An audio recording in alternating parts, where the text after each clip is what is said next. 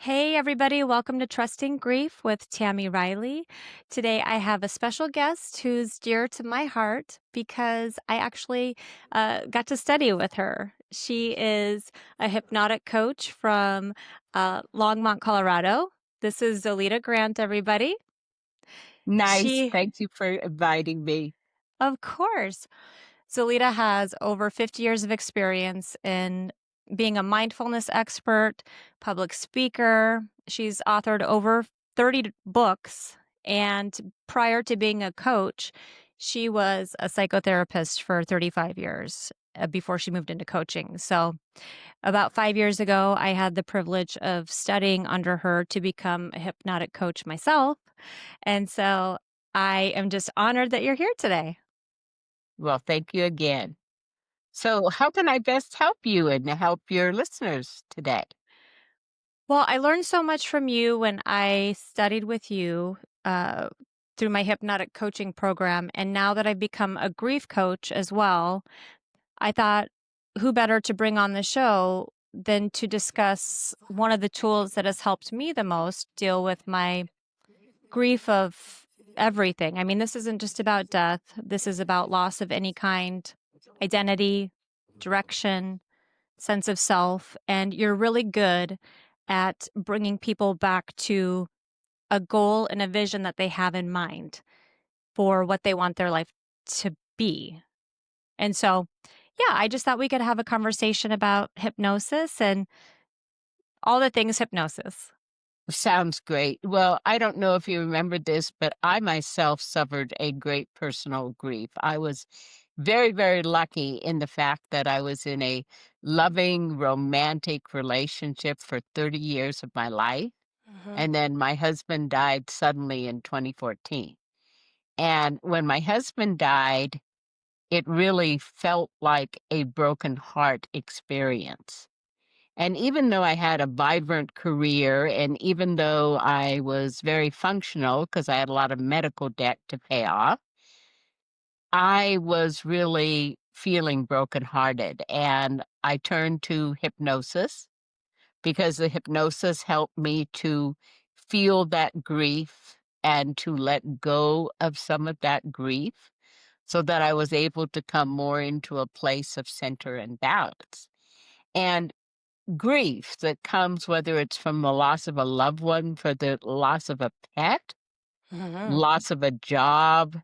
There are many, many people right now that are experiencing loss of career, particularly people that have been in public service. You know, people are going through lots of loss, and so they need Right. to have tools Mhm. to know how to deal with it. I agree. Do you feel like, in my perspective, I feel like hypnosis in the subject of grief, because people are feeling real pain and it's deep and you don't just take it away. But I always think about using it as to imagine the future self, right? That's definitely a key part for sure. Okay. Right. Because what happens when people have a loss is that they are identified with that experience, okay? So Uh-huh. they feel like, this is my normal. And you take my normal away, how do I cope? But if we can begin to bring people a piece of hope, Mhm. piece of vision that each of us has inside of ourselves, what I like to call brilliance, Love that that. they have a sense of their own brilliance, that when you touch into it, it's your diamond power. Mm, that is so good. That is so good.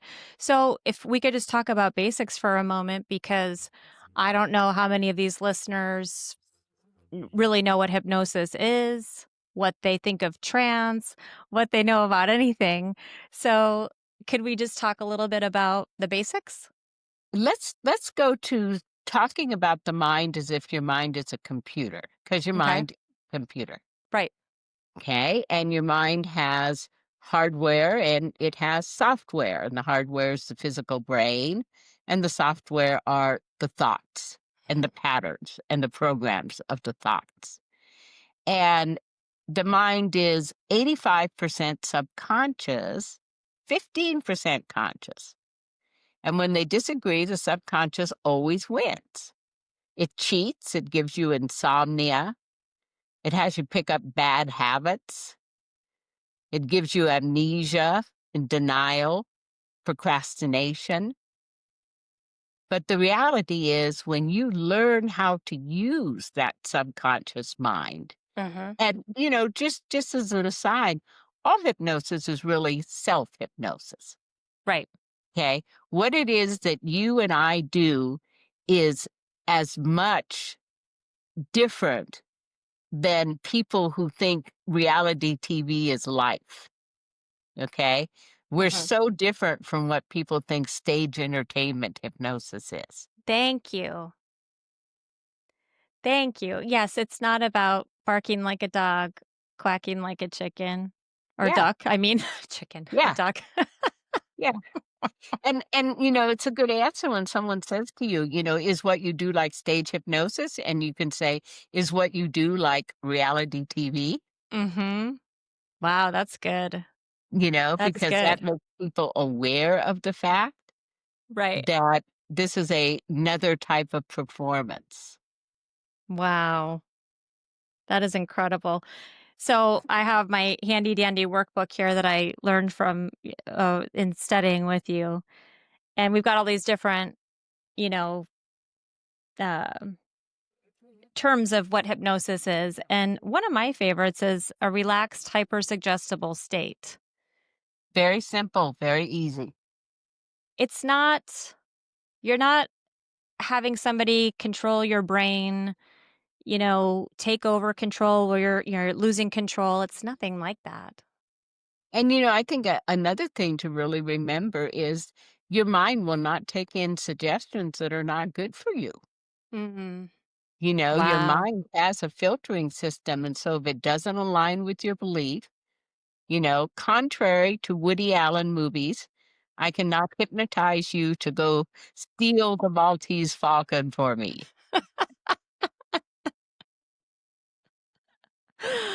Oh my gosh, I love it. I love it. Um, and then talk about trance then, because it's kind of the same. People think of trance as some scary word like, oh gosh, out of control. Somebody else has my brain. Mhm. And it's like, I love how you described it to me as far as like, because I'm very much like this, where if I'm watching a movie, I I can cry at the drop of a hat. I mean, I get so emotionally involved. It's not even me Mhm. thinking it or like it's just involuntary. And it is. It's like the daydreaming. Yeah, It's like things you don't even voluntarily do in that state. right. The suggestibility part is important because I said that your mind will not take in suggestions that are harmful. But advertisements are really suggestions. And sometimes we do those advertisements like, going and getting snack food when we're not actually really hungry, Mhm. because there is a part of us that would like to snack anyway. Mhm. So, but that's different than doing something that violates your beliefs or your value. Sure. Sure. People are safe with hypnosis. Oh, I love that. Another part that I love in this book is talking about the functions of the subconscious. And, we've got a couple different parts to this, but my favorite part is that it's the seat of our emotions. And, you know, they govern our strengths and desires, and these affect our behavior. Um, Many issues have a very strong emotional content. You know, we can clear old emotions, allowing healthier relationships. I mean, that to Mhm. me is just who really understands this stuff unless they spend the time to learn about it. Well, I think that's one of the wonderful things about things like summits. I'm going to have a summit that I would like to invite everyone to attend. It's called Unleash Your Brilliance. And I have 9 pretty incredible people that are going to be doing a presentation. And the way the summit works is you just sign up for the summit and then you're sent 3 interviews a day for 3 days. So it's not totally overwhelming. Like lots of summits have 24 people and they go on for 5 to 7 days, but this is easy. 3 days, 3 people a day. Oh, that's really interesting. Well, I'll be there. Oh gosh, there are so many things I wanna get into with you. Um, and I have so many different notes. Um, so going back to you've been doing this work for decades. What's kept you so passionate about it? Well, one thing I have to admit that I've changed focuses over the course of time. Mhm. Since in my own personal journey, I started out weighing 265 pounds and I learned hypnosis and I lost 150 pounds in a year. And that really changed my life. So for a lot of years, I worked with weight Wow. because when I worked with a woman that weighed 300 pounds and she could say to me, I don't know of anyone that has ever been able to lose weight and keep it off, I could say, now you do. Ooh. And if I can do it, you can do it. Mhm. And so I had really a lot of success with people that had a lot of weight they needed to release because I had the power of personal testimony. And that's everything. That's everything right there. So, you had been a psychotherapist for so many years. What moved you into coaching versus being a therapist? So I love and value psychotherapy and I honor the people that do it. But for me, it became a disempowering experience for my clients. I had always attracted clients that were higher functioning and were more motivated. And I found that the psychotherapy model, which focused on what was wrong with the client, disempowered the client. And so I went and got the foundation training from the International Federation of Coaches, which is excellent training. And then I blended hypnosis into it and pioneered hypnotic coaching. And hypnotic coaching is non therapeutic hypnosis, it's Okay. hypnosis designed to achieve goals. So, I love how well, let's just go into this next part then about how we distinguish between coaching and therapy. So, for Well, those who like for me, I've done therapy in my life. I prefer coaching mhm, because I think therapy has its place, but for me, being stuck in my story over and over and over, hearing the same, trauma and the things, and to keep revisiting it didn't really move me forward. mhm. So, coaching and therapy are different in three important ways. Number one, it is a different model. Therapy belongs to a medical model, so there's a presumption something is wrong with the client. Coaching belongs to what's called a developmental model, so it's closer to sociology than psychology. And it basically says, do you know what? That acorn isn't out there going, oh my God, I'm an inferior oak tree. Mhm. As long as that acorn has water and soil and sunlight, it will grow naturally into an oak. Human beings have the seeds of their own greatness inside of themselves. And all they need is coaches to help them create focus, to work on their mindset and their attitudes, to work on their habits and the abilities, and to create accountability for Mhm. them fulfilling their dreams. So that's a different model, okay? It's a different relationship. Therapy is unequal. The therapist is the power partner in the relationship. Coaching is equal.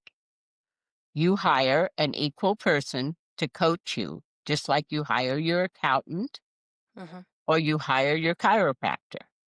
It's a more equal kind of relationship. The third is it's a different process. In therapy, The therapist is supposed to have a plan that is designed to achieve goals. Coaching is co-created. It's spontaneous. We're working together to get your goals. And when we Mhm. find a block, we pick out of our toolbox a tool and we get rid of that block. I love that so much. I love how, you know, with the medical model, it's more there's something wrong with you, possibly, let's fix you. And in the developmental model of coaching, it's absolutely normal to have these emotions and feelings and let's work on this together. Yes, and here's a really important thing to think about, and this was one thing that was a real convincer for me. In therapy, needs are looked at as being slightly negative, like you're a needy person, Mm, okay? Coaching says needs are normal and natural part of human beings, and it only becomes warped when your needs aren't met. wow. Wow, I love that. Okay. So let's talk a little bit about rewiring the brain. And so we hear a lot about that. What does it actually mean when somebody is healing from grief or anxiety? How can we help them rewire that? I think that let's separate anxiety and grief, okay? Okay. So, rewiring from anxiety. Anxiety developed as a reaction pattern to how people were brought up. Okay. Okay. People that are brought up in situations that feel unsafe, that are not predictable, where there's change, where their primary caregivers can be erratic, where traumas happen, develop more anxiety. Okay. Right. That anxiety goes into the personality and becomes what we call the high anxiety personality. Okay. People that are have black and white thinking, people that are perfectionists, people that are awfulizers, people that have poor self-esteem and look to other people to validate them. All of this creates a personality that is really susceptible to the reactions of the outer world. Right. When that personality is stressed, and we are in a stressful world, when the personality is stressed, then coping mechanisms come out. Okay.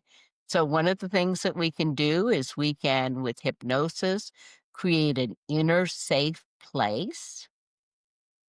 We can have that person know how to go to their safe place. We can teach breathing techniques that will keep the body regulated. A lot of anxiety is deregulation of the nervous system. We can use Mhm. the breath to keep it balanced. We can create, through mental rehearsals, new ways of being. Okay. We can create self talk. So the person is building up their confidence. Let me give Mhm. you a real story, okay? So I'm Mhm. a little person. I weigh 110 pounds and I'm 5'1". Okay.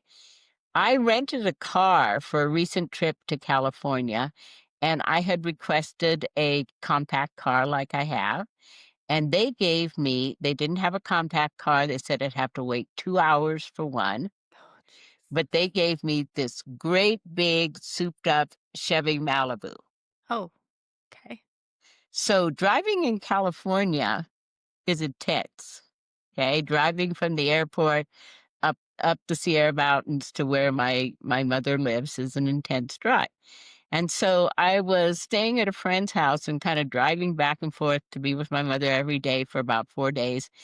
And I made the bad decision to not take the freeway, but to take the windy country back road.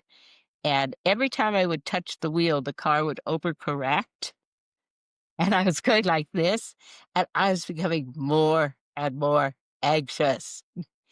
And I had to like say, take a breath, call in your angels. You can make it. It's only 9 miles.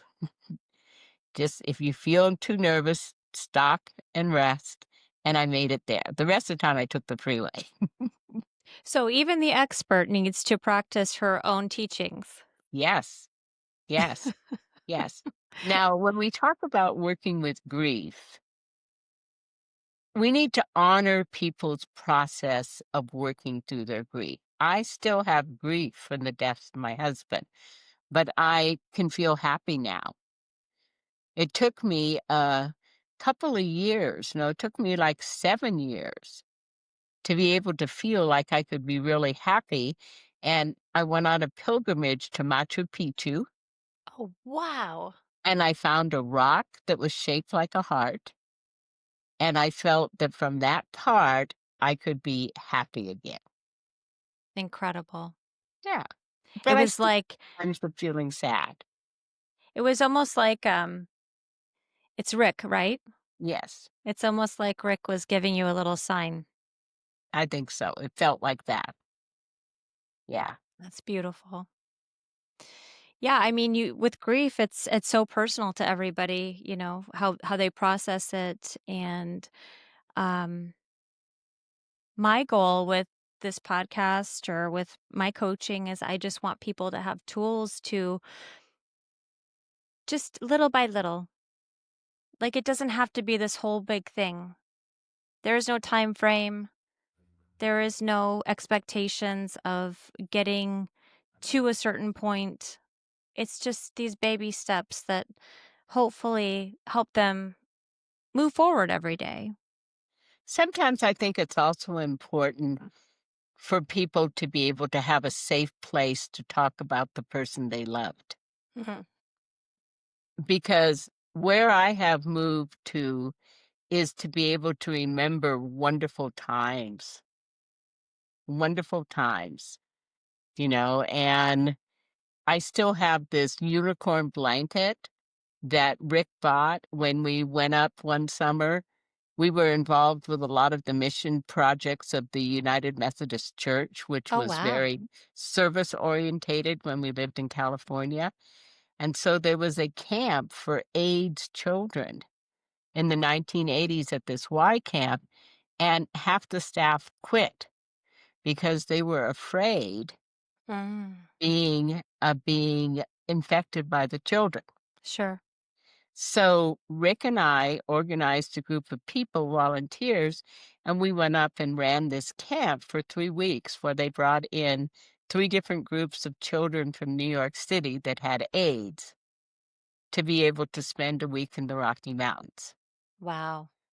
or actually Sierra Mountains because it was in California. Right. But I still have that blanket. And now when I look at that blanket, I can feel happy about that time. Mhm. So I think we want people to be able to get to the point where the memories are like treasured things rather than Absolutely. sad things. Oh, I love that.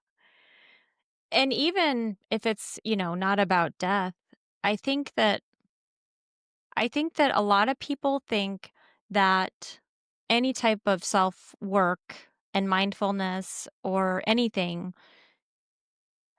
they have to like become experts in, or they have to do for an hour a day. They have to meditate for an hour a day. They have to heal for this amount of time and give this much to their minds and bodies every day. And for me, honestly, I'm good with my 10 minutes in the morning to deal with my own stuff. It's not an Yes. hour. I don't have time for an hour because I work on my body. That's healing to me. And then after my body work, I do my mind work. And it's not perfect, but that 10 minutes benefits me so much. It does. And 10 minutes actually is basically all you need to keep inner state of balance But and to people won't attend to even your breath during the day. but people don't even, for the most part, give themselves that. And so I think that's what's so valuable about working with a coach is that you have to go somewhere and sit with somebody and use these tools, and it kind of forces you to care for yourself, Right. right? Versus trying to do it by yourself. I don't know. That's how I feel about it. So, Right. Well, all right. I one of the things that I say with my entrepreneurial business clients is that there are 4 legs to the table of success. And the first leg is planning, and the second leg is tracking, and the third leg is accountability, and the fourth leg is support. And so when you have those 3, 4 pieces in your life, then it allows you to be much more successful at whatever you put your attention on. Absolutely. And that goes for any area of life, Mhm. really any area. Um, one thing you really helped me with that I want to talk about a little bit is it's my favorite part of what you taught me, and it's the committee and our adult self.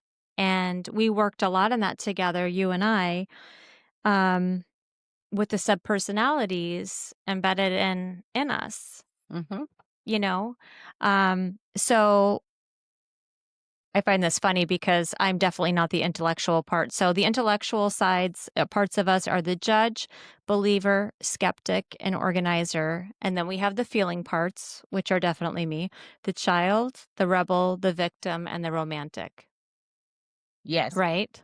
And this is one of the things that people are easiest able to understand as long as you normalize the idea that if you hear voices in your head, 99% of the time you are not crazy. You're just self-aware. And you can check it out, like what happens if you accidentally run a stop sign and there's a policeman on the other side, Oh you my know? gosh. You hear this dialogue in your head. And when Right? you hear this dialogue, it's like your committee. There's Yeah. the part of you that feels like, you know, I'm gonna do what it is that I want. There's a part of you that goes, "Well, what will other people think?" There's a part of you that feels timid. I don't wanna be a show off. There's a part of you that wants to get attention. All of these are like parts of your personality. And the Yeah. more you understand the parts of your personality, the more you can manage them. And I'm an example of completely not managing these parts until, into my 40s. And so I'm so thankful that I understand that we have all of these parts, you Yeah, know. Um, I lived a lot in victimhood. I lived a lot in, the rebel and the child for sure. And so again, I think it's important to share with people that it's not just there's not just one part to you. right. We're made up of all of these parts. Yes. And the adult self is supposed to be the leader, right? It's the But the leader. adult self, we almost have to create the adult self because the adult self is the part that has good skills of living. Okay, this is another reason why I moved out of psychotherapy is because psychotherapy looks at things as like wrong with you, and I look at things like missing skills. Mm, Okay, like you don't have the skill of knowing how to cope with your anxiety. right. Okay. So let's teach you that skill. So a good adult has skills and it has beliefs. There are 3 core beliefs, and these are beliefs that have to be absolute as opposed to situational. On the worst day of your life, you still believe that you are worthwhile and valuable and you have significance, that you are capable and competent and you can do things, and that you have the power to influence your life.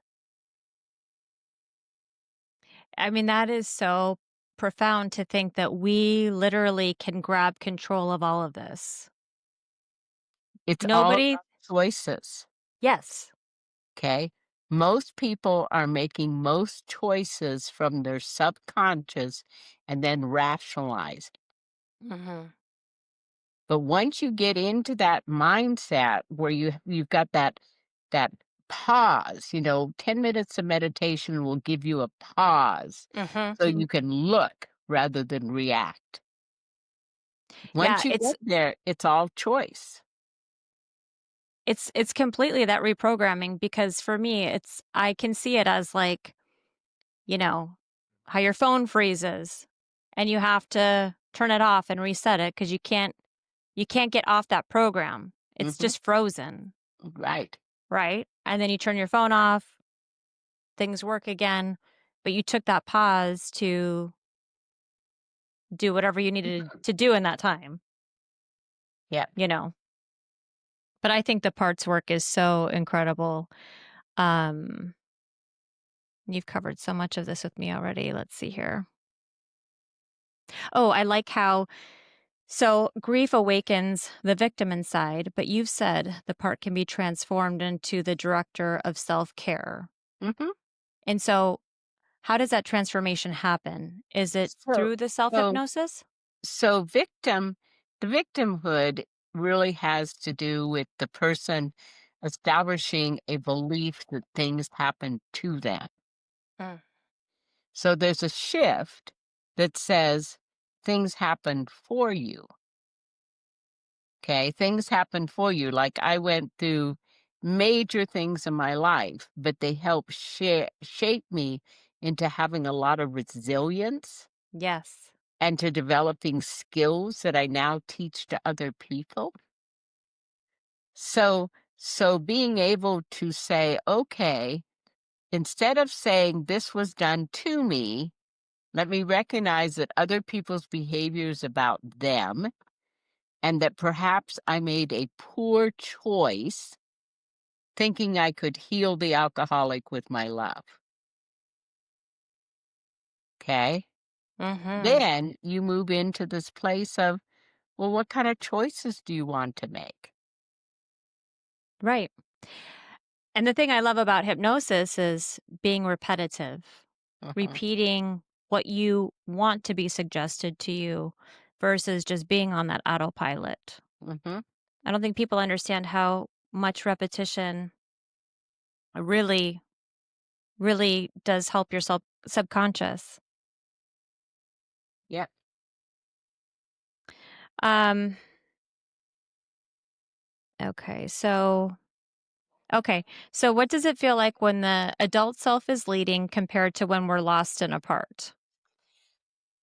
The adult can look at all of the circumstances and not be led in. So let's imagine that your rebel wants to go out and have chocolate eclairs for breakfast. But your adult knows that even though the rebel wants that, that doesn't match the weight mastery goals Mhm. that the adult has set. So the Right. adult can then say, they're there. What else could you do instead of rebelling that way? Like I have a very strong rebel, and my rebel was unfortunately developed because I needed it to survive the fact that I had an abusive childhood. So I get my rebel causes to be involved with. Wow. Like I always support the Native Americans and I belong to the parks and I've adopted an owl. I love that. But here's the funny thing. So all of these people make calendars and they have beautiful calendars that I feel like bad throwing out, but I now have 5 calendars. 2026, the big kind that you used to have and hang on the wall. I think, though, that what you do and when people do get out of their own pain to go do something for others is one of the most powerful healing things you can do. Absolutely. Absolutely. One of the things that I have said to myself in the past is compared to malnutrition and leprosy, just how serious is this experience? Right. Yeah.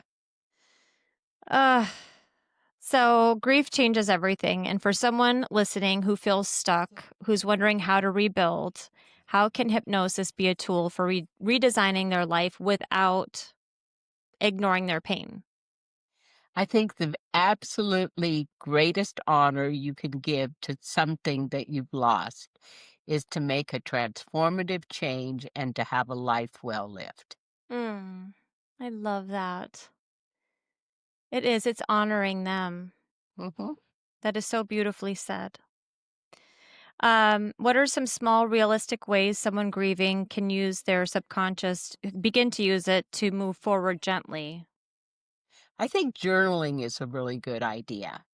And there's a system that comes out of a book called The Artist Way, I have that which book. which is called the morning pages. And the idea of the morning pages is you write 3 pages a day.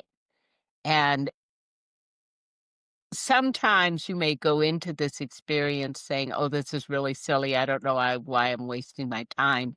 But committing to writing 3 pages, by the time you get halfway through the 2nd page, you're getting to something real, Mm.